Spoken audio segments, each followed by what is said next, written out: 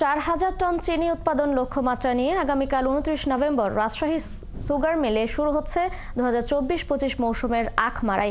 এরই মধ্যে শেষ হয়েছে সব প্রস্তুতি। এবছর চাষিদের কাছ থেকে নগদে আখ কেনার উদ্যোগে প্রশাসনের কর্মকর্তারা।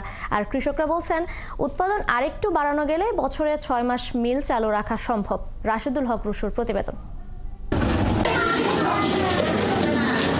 29 নভেম্বর শুরু হচ্ছে এই মৌসুমের আখ মাড়াই। তাই ব্যস্ত রাজশাহী সুগার মিলের কর্মকর্তা কর্মচারীরা। একদিকে চলছে মেশিন ধোয়া মোছা আর রঙের কাজ, অন্যদিকে কর্মীরা সেরে নিচ্ছেন শেষ মুহূর্তের প্রস্তুতি।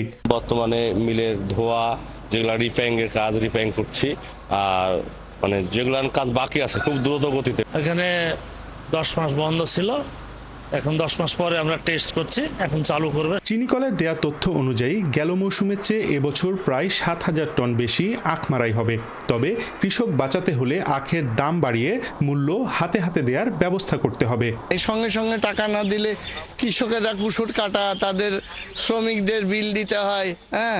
আর কুশলের দাম তো বেশি না, 5 টাকা কেজি। আর চিনিকল কর্তৃপক্ষ বলছে, দেশের সবগুলো চিনিকলের দিকে বিশেষ নজর দিয়েছে অন্তর্বর্তী সরকার। এরই ধারাবাহিকতায় চাষিদের আখের মূল্য নগদে দেয়া, আগাম চাষে ভর্তুকি সহায়তা দেয়া সহ দেয়া হচ্ছে নানা সুবিধা। বর্তমান চালু যে 9টা মিল, এই 9টাতেও ব্যাপক সংস্কার প্রক্রিয়া গ্রহণ করা হবে। আখের মূল্য বাবদ যে টাকা, সেই টাকা আমরা আগেই পেয়ে গেছি। তো এবছর আমাদের চাষিদের মাঝে সুসংবাদ হচ্ছে যে আমরা আখ প্রাপ্তির সাথে সাথে আমরা টাকা পরিশোধ করব। এবছর রাজশাহী সুগার মিলে 55,000 মেট্রিক টন আখ মাড়াই ও এর থেকে প্রায় 4000 টন চিনি উৎপাদন লক্ষ্যমাত্রা নির্ধারণ করা হয়েছে। রাশিদুল হক রুশো, 71, রাজশাহী।